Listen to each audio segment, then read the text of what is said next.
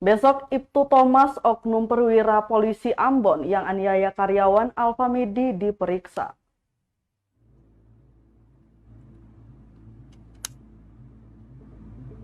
Ibtu Thomas Kiliombar, sang oknum perwira polisi di Ambon akan menjalani pemeriksaan. Ibtu Thomas diduga menganiaya seorang karyawan Alfamidi bernama Daud Manusama di kawasan Perigi 5, Kota Ambon, Provinsi Maluku pada Minggu 17 April 2022 malam.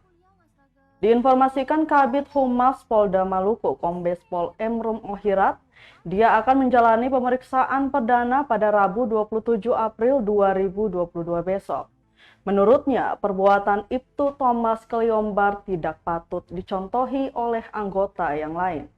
Untuk itu, sesuai perintah Kapolda Maluku bahwa siapapun anggota yang melanggar hukum harus diproses, apalagi itu termasuk tindak pidana. Diberitakan karyawan Alfamidi itu dianiaya sesaat setelah meninggalkan gerai usai bekerja. Peristiwa itu terjadi di parkiran Alfamidi kawasan Perigi 5, Kota Ambon, Minggu 17 April 2022 malam. Aksi pemukulan itu juga terekam kamera CCTV.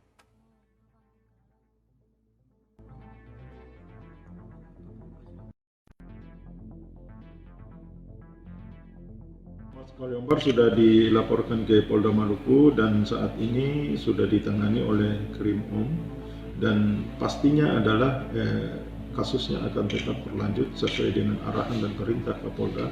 Siapapun yang berbuat melanggar hukum, apalagi itu pidana, maka akan diproses.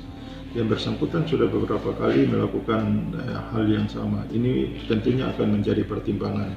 Karena di dalam ketentuan, di dalam Perkap Kapolri itu, apabila seseorang yang sudah melakukan tindakan disiplin yang berulang-ulang sampai dengan 3 kali, maka bisa saja dilanjutkan dengan kode etik. Pelaku terancam di pemecatan, Pak ya? Ya, itu nanti prosesnya akan mengarah, akan diproses. Proses sementara Ada.